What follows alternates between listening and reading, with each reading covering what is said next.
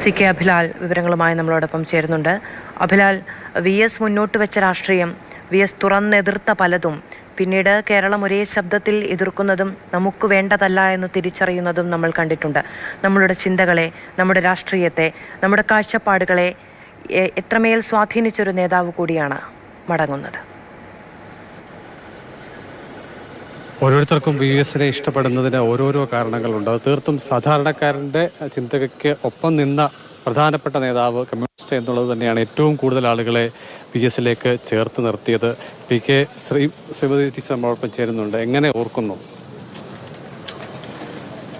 VSന്റെ ഓർമ്മകൾ ഏകദേശം തൊട്ടടുത്തറിയുന്നത് 98 മുതൽക്കാണ്. 1998 പാർട്ടിയുടെ സെൻട്രൽ കമ്മിറ്റി മെമ്പറായതിനു ശേഷം സ്ഥിരമായി ആഴ്ചയിൽ 2 അല്ലെങ്കിൽ 1-2 ദിവസം ഞങ്ങൾ കൃത്യമായിട്ട് മീറ്റിങ്ങിൽ വെച്ചോ മറ്റു തരത്തിലോ കാണാറുണ്ട്.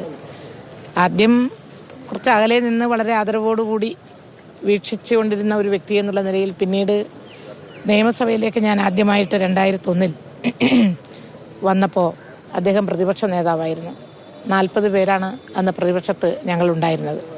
2 പേര് മാത്രമേ വനിതകളുണ്ടായിരുന്നുള്ളൂ. അതിൽ പാലക്കാടുള്ള ഗിരിജാ സുരേന്ദ്രനും ഞാനും മാത്രം. പ്രതിപക്ഷത്തുള്ള 2 വനിതാ MLA മാർ. അവിടെ നിന്ന് തുടങ്ങി പിന്നീട് സെൻട്രൽ കമ്മിറ്റി മീറ്റിങ്ങിൽ തുടർച്ചയായിട്ട് 2-3 ദിവസങ്ങളിൽ 3 മാസത്തിൽ കൂടുമ്പോൾ പോവുക. സെക്രട്ടേറിയറ്റിൽ ആഴ്ചയിൽ ഒരിക്കൽ മണിക്കൂറുകളോളം വെള്ളിയാഴ്ച ദിവസം ഉള്ള മീറ്റിംഗ്. സ്റ്റേറ്റ് കമ്മിറ്റി തുടർച്ചയായിട്ടുള്ള 1, 2, 3 ഉള്ള ദിവസം മീറ്റിംഗ്. അതിനുശേഷം പിന്നീട് 2006 ഏറ്റവും അടുത്ത് VSനെ മനസ്സിലാക്കാനും അറിയാനും സാധിച്ചത് അദ്ദേഹത്തിൻ്റെ ക്യാബിനറ്റിൽ അദ്ദേഹം മുഖ്യമന്ത്രിയായിട്ട് വരികയും കേരളത്തിൽ അന്ന് ആദ്യമായിട്ടാണ് CPIM ആരോഗ്യവകുപ്പ് കൈകാര്യം ചെയ്യാൻ ഏറ്റെടുക്കുന്നത്. അത് ഒരു സ്ത്രീ എന്നുള്ള നിലയിൽ എന്നെയാണെന്ന് ഏൽപ്പിച്ചത്. വളരെയേറെ വിഷമം പിടിച്ച ഒരു സാഹചര്യത്തിലാണ് ഞാൻ അന്ന് ഹെൽത്ത് ഡിപ്പാർട്ട്മെൻറ്റ് ഏറ്റെടുത്തതെങ്കിലും അദ്ദേഹത്തിൻ്റെ നിർലോഭമായ സഹായ സഹകരണങ്ങൾ എനിക്ക് വേണ്ടുവോളം ഉണ്ടായിരുന്നു. സംസാരിക്കുന്ന പതിവ് വളരെ കുറവായിരുന്നു.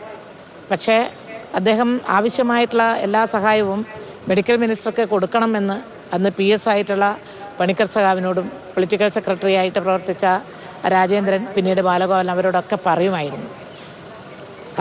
അത്രയും ഒരു സഹായം എനിക്ക് കിട്ടിയതുകൊണ്ടാണ് ആ കാലത്ത് അടഞ്ഞ് കിടന്ന പല ആശുപത്രികളും തുറക്കാനും അതുപോലെ പ്രവർത്തിപ്പിക്കാനും സാധിച്ചത് എന്നുള്ളത് എനിക്ക് ഉത്തമ ബോധ്യമുണ്ട്.